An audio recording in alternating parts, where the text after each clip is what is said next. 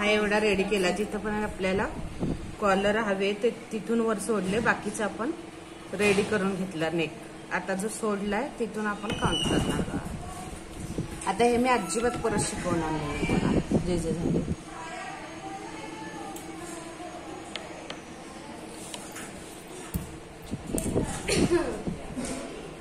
तर बरोबर असं हाफ धरूनच हे मोजायचं गळा.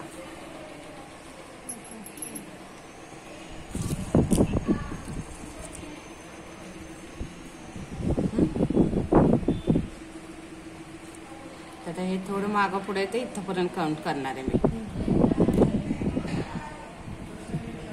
6.5. ठीक आहे, 6.5 पर्यंत आपल्याला कॉलर बसवायची. तर 2 इकडे मार्क करून ठेवते मी जिथं कॉलर लागणार आहे.